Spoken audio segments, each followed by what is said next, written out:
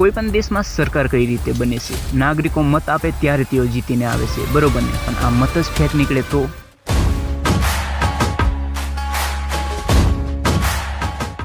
7 August 2025 Rahul गांधीए एक press conference करी जेमां तेमणे 1 लाखथी पण वधारे मतो चूंटणी आयोग द्वारा चोरी कर्यानो दावो कर्यो। चुनाव में 6,50,000 वोटर थे, उसमें से 1 लाख चोरी के थे। હવે કોઈ પણ વ્યક્તિ પર આવો આરોપ લગાવવામાં આવે ત્યારે તે શું કરશે? તે સાબિત કરવાની કોશિશ કરશે કે મેં આવું કર્યું જ નથી એમ। પણ ચૂંટણી આયોગે તો સીધી ધમકી આપી, 7 દિવસની અંદર શપથપત્ર આપો કાં તો માફી માંગો। વાહ શું વાત છે! મતલબ હવે ચૂંટણી આયોગ પણ नेता બની ગયું। हलफनामा देना होगा या देश से माफी मांगनी होगी, तीसरा विकल्प नहीं है।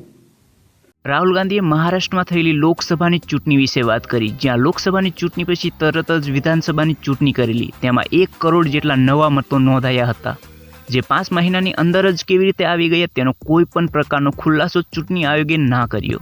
શંકા થતાં જ રાહુલ ગાંધીએ એક સમિતિ બનાવી, જેમણે કર્ણાટકના મહાદેવપુરાની વિધાનસભાની ચૂંટણીની તપાસ કરાવી। 6 મહિના સુધી તપાસ કર્યા બાદ એક રિપોર્ટ તૈયાર કર્યો, જેમાં એ જાણવા મળ્યું કે અહીં તો 1 લાખથી પણ વધારે વોટોની ચોરી થઈ છે। આ મત ટોટલ 5 પ્રકારે ચોરી કર્યા છે।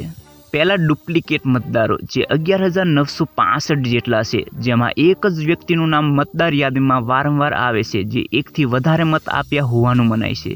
બીજા ખોટા કે અમાન્ય સરનામાવાળા મતદારો, જે 40,009 જેટલા છે, જેમના સરનામા ખોટા છે અથવા અમાન્ય છે, જેમ કે જે જગ્યાએ રહેતા નથી એવું સરનામું નાખેલું હોય, કોકના તો ઘર નંબર પણ 0 આપેલા છે। ત્રીજા એક જ સરનામે ઘણા મતદારો હોય તેવા 10,452 જેટલા છે, મતલબ કે એક જ ઘર નંબર પર 70થી 80 લોકો નોંધાયા છે। ચોથા અમાન્ય ફોટાવાળા મતદારો, જે 4,132 જેટલા છે, જેમના ફોટા સાચા નથી કે ઓળખાય તેવા નથી। પાંચમા ફોર્મ 6 નો દુરુપયોગ કર્યો હોય તેવા 33,692 જેટલા મતદારો છે। ફોર્મ 6 નવું નામ મતદાર યાદીમાં ઉમેરવા માટે ઉપયોગ થાય છે, તેનો ગેરઉપયોગ કરીને ખોટા નામ કે ડુપ્લિકેટ નામ ઉમેરવામાં આવ્યા। આમ ટોટલ 1,250 જેટલા મતો એક જ વિધાનસભામાંથી નીકળ્યા છે।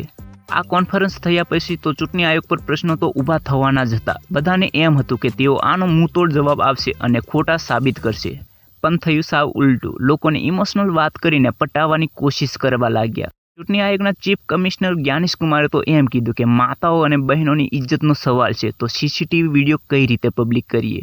क्या अपनी माताओं, बहुओं, बेटियों सहित किसी भी मतदाता की सीसीटीवी वीडियो चुनाव आयोग को साझा करनी चाहिए क्या?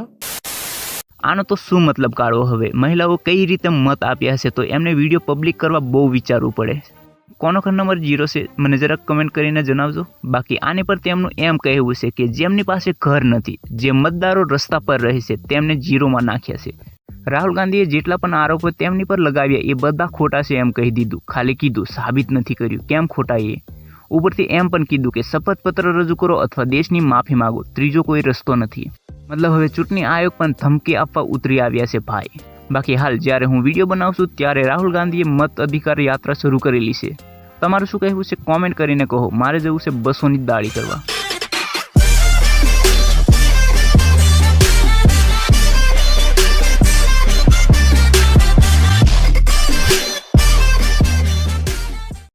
आपके माध्यम से मैं ये भी कहना चाहता हूं, अगर 7 दिन में हलफनामा नहीं मिला तो इसका अर्थ ये सारे आरोप निराधार हैं